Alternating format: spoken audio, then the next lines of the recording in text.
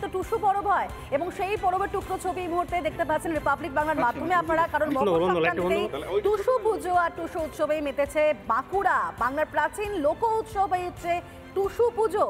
টুসু গানে মেতে মহিলারা, বাড়িতে বাড়িতে টুসু পুজো চলছে। ঠিক কি ছবি উঠে আসলো সেখান থেকে দেখবো।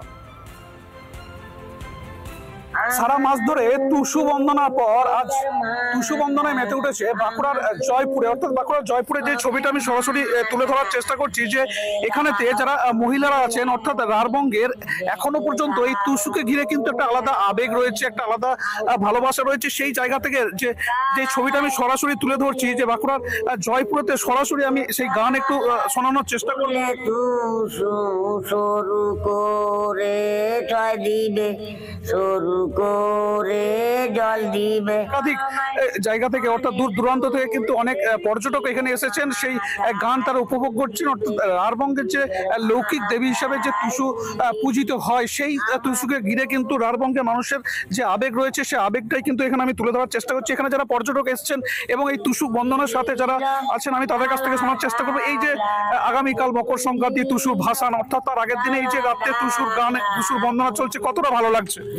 মানে ভীষণ ভালো লাগছে। আমরা প্রথমবার এই জায়গায় এলাম, এখানে যে এরকম একটা আবহাওয়া পাবো সত্যি ভাবতে পারিনি। আদিবাসীদের এই যে সাংস্কৃতিক ঐতিহ্য এখানে তুলে ধরা হচ্ছে, এখনো মানুষের মধ্যে বেঁচে আছে, সেগুলো দেখে সত্যি খুব ভালো লাগছে। ভীষণ এনজয় করছি আমরা। এখানে জয়পুরে তারা এসেছেন ঘুরতে, এসে এই টুসু গান কিন্তু তাদের একটা বাড়তি পাওনা, এমনটাই কিন্তু তারা জানাচ্ছেন। বাঁকুড়া জয়পুর থেকে মিন্ময় পান, রিপাবলিক বাংলা। বাঁকুড়ার ছবি তো দেখালাম আপনাদেরকে, তবে বাঁকুড়ার পাশাপাশি টুসু উৎসবে মেতেছে ঝাড়গ্রামও। বাংলার প্রাচীন লোক উৎসব এই টুসু পুজো, বাড়িতে বাড়িতে টুসু পুজো চলছে, উঠোন জুড়ে আলপনা দেখা যাচ্ছে এবং সবচেয়ে বড় কথা হচ্ছে এই উৎসব এখন সারা বাংলার উৎসব।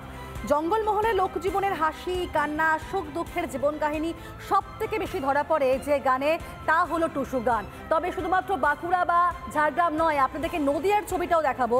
সেখানে মকর সংক্রান্তি উপলক্ষে ঠিক কী ছবি উঠে আসছে দেখুন। একদিকে পূর্ণ স্নান চলছে, ঘরে ঘরে আলপনা দেওয়া চলছে, আর পিঠে পুলিতেই এই মকর সংক্রান্তি পালন করছেন নদিয়াবাসী। ঘরে ঘরে তৈরি হচ্ছে পিঠে পুলি, আলপনা সেজে উঠেছে উঠোন। পাটিসাপটা, গোকুল পিঠে বা যা যা পিঠে হয় সব কিছুই আজ তৈরি করতে চাইছেন রমণীরা এবং মকর সংক্রান্তি উদযাপন করছেন তারা। ঘরে ঘরে সেই সংক্রান্তি উদযাপন হচ্ছে এবং সবচেয়ে বড় কথা হচ্ছে উঠোন জুড়ে কিন্তু আলপনা চোখে পড়ছে, যা গ্রাম বাংলার ঐতিহ্য এবং সেই ঐতিহ্য আরও একবার ফুটে উঠছে আজকের দিন উপলক্ষে। পূর্ণ স্নান সেরেই বাড়িতে পিঠে বানানো, একই সঙ্গে সূর্যোদয় পরে টুসু পুজো এবং টুসু পুজোর পরেই আলপনা দিয়ে আবার সেই উৎসব দেখছেন। ঘরে ঘরে ইতিমধ্যে শুরু হয়ে গেছে পিঠে পুলি উৎসব, পিঠে বানানো হচ্ছে এবং যেটার সঙ্গে কোথাও গিয়ে আমরাও হয়তো অপেক্ষা করে থাকি বছরে এই দিনগুলোর জন্য। একদিকে পূর্ণ স্নান, অন্যদিকে বাড়িতে আলপনা দেওয়া বা এই পিঠে বানানো। হয়তো অনেক জায়গায় পিঠে পুলি উৎসব হয়, কিন্তু বাড়িতে বানানোর যে আনন্দ বা সেটা খাওয়া, সেটা কোথাও গিয়ে হয়তো এই সংক্রান্তির দিনে সেই মজাটা প্রত্যেকে উপভোগ করে থাকেন। তো এই বেশ কয়েকটি টুকরো ছবি তুলে ধরছি আপনাদের সামনে। তৈরি হচ্ছে পিঠে পুলি আর আলপনা দিয়ে আবার গ্রাম বাংলার উঠোনগুলো কিন্তু সেজে উঠেছে।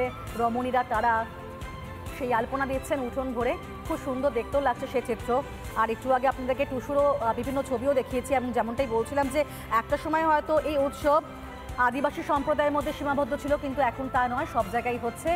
আর পিঠেপুলি তৈরি হচ্ছে, আলপনা দিয়ে উৎসব শুরু হয়েছে। একই সঙ্গে খেজুরের রস সংগ্রহ চলছে। এই শীতকাল মানে কিন্তু সেই নলেন গুড় এবং খেজুর রস খাওয়া, এবং তা এই শীতকালে কোথাও গিয়ে পাওয়া যায়। সব মিলিয়ে বলা যায় যে দারুণ একটা ছবি।